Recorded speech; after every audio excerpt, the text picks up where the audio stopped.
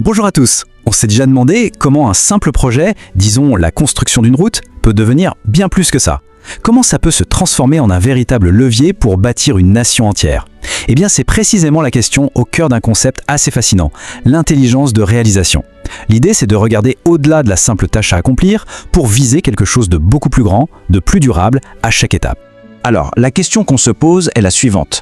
Comment fait-on pour à la fois mener un projet à son terme et en même temps construire la nation? Comment faire en sorte que chaque projet public ait des retombées positives, des bénéfices qui vont renforcer l'État, les citoyens et ce, sur le long terme? En gros, comment chaque action peut avoir un double impact, c'est exactement ce qu'on va décortiquer ensemble.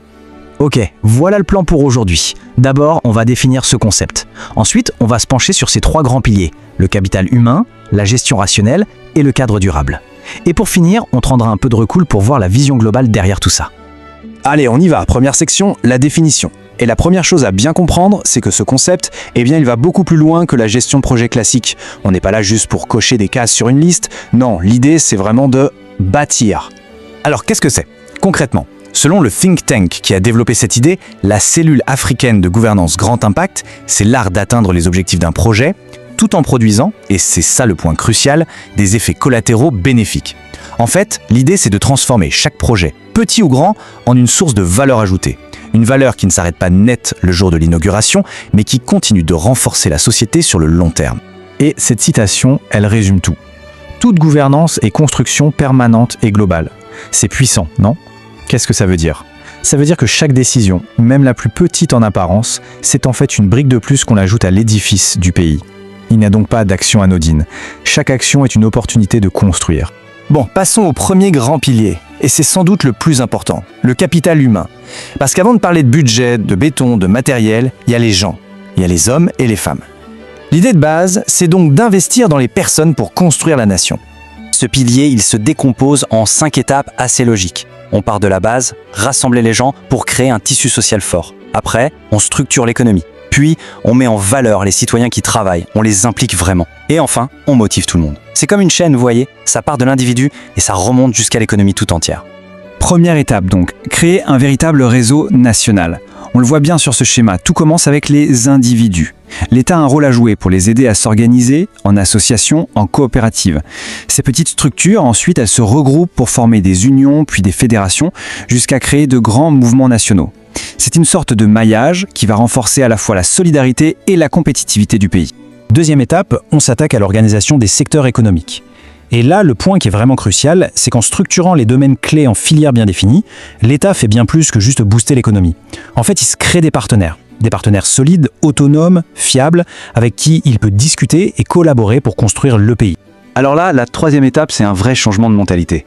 L'idée, c'est d'arrêter de voir les citoyens qui travaillent comme de simples administrés, mais de les considérer comme les partenaires numéro 1 de l'État. Et pourquoi donc?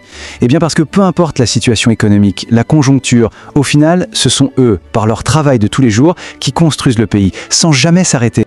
On arrive aux étapes 4 et 5, regroupées ici parce qu'elles parlent de la même chose, la motivation. Et là, on est dans le très concret. Ça veut dire quoi? Ça veut dire réserver des appels d'offres aux entreprises du pays pour développer une économie locale forte. Ça veut dire donner la priorité aux citoyens pour les emplois créés. Et bien sûr, ça veut dire utiliser toutes les bonnes pratiques de management pour motiver les équipes sur le terrain. Voilà pour le pilier humain. Passons maintenant au deuxième grand pilier, la gestion rationnelle. Parce que c'est bien beau d'avoir des gens organisés et motivés, mais il faut aussi que l'argent et le matériel suivent. L'enjeu ici, c'est de s'assurer que chaque ressource est utilisée de la façon la plus intelligente possible pour avoir un impact maximal. Étape 6, l'exécution budgétaire.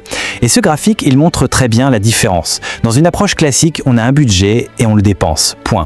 Dans une exécution intelligente, on cherche à faire des économies. Mais, et c'est là que ça devient génial, ces économies, on peut les réinvestir. On peut faire ce qu'on appelle des investissements hors contrat. Par exemple, acheter du matériel qui n'était pas prévu au départ, mais qui resservira à l'État pour d'autres projets plus tard. En gros, le projet se paye lui-même et il investit pour l'avenir. Et c'est exactement la même logique pour le matériel, à l'étape 7. Le gestionnaire public devient un vrai stratège. Pour chaque besoin, il doit se poser la question. Est-ce qu'on achète? Est-ce qu'on loue? Est-ce qu'on fait un autre type d'investissement? L'objectif est double. D'abord, réduire les coûts du projet en cours, et ensuite, mieux étaler les dépenses de l'État sur la durée. 8e étape, le suivi. Et là aussi, il y a une vraie différence. Le suivi classique, le suivi évaluation, c'est assez passif. On observe, on évalue à la fin. Mais le modèle proposé ici, le suivi accompagnement et contrôle évaluation, c'est complètement différent. C'est beaucoup plus proactif. Oui, on observe bien sûr, mais on offre aussi un soutien technique, on contrôle la qualité au fur et à mesure, et surtout on essaie d'anticiper des erreurs. Pourquoi ? Pour éviter de devoir tout refaire, ce qui coûte toujours une fortune. Et nous voilà arrivés au troisième et dernier pilier, le cadre durable. L'idée ici, c'est de penser au long terme. Comment s'assurer que les bénéfices d'un projet ne s'évaporent pas une fois qu'il est terminé ? Comment créer les conditions pour que la croissance continue demain ? Étape 9, le renforcement des capacités. Et là, l'idée est simple. Chaque projet, chaque chantier doit devenir une sorte d'école. C'est une approche à deux vitesses. D'un côté, pour les ouvrages simples, on en profite pour former des gens qui n'ont pas de qualification.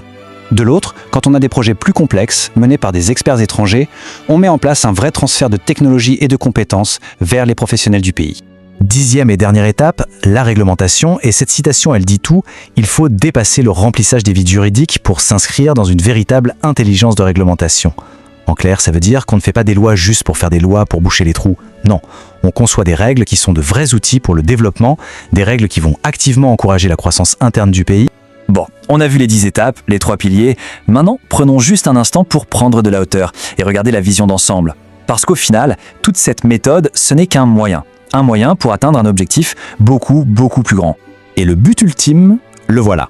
C'est simple et c'est ambitieux. C'est d'atteindre un développement qui va au-delà des plans, au-delà des prévisions, au-delà même des espérances. C'est la promesse d'une croissance qui s'accélère, qui est durable et qui est nourrie par l'optimisation de chaque petite action publique. Et on va se quitter sur cette question, qui est peut-être la vraie conclusion de tout ça.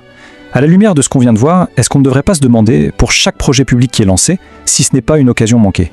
Une occasion de faire plus que ce qui est prévu. Une occasion de construire pas seulement une route, pas seulement une école, mais un petit bout de la nation. La question en tout cas mérite d'être posée.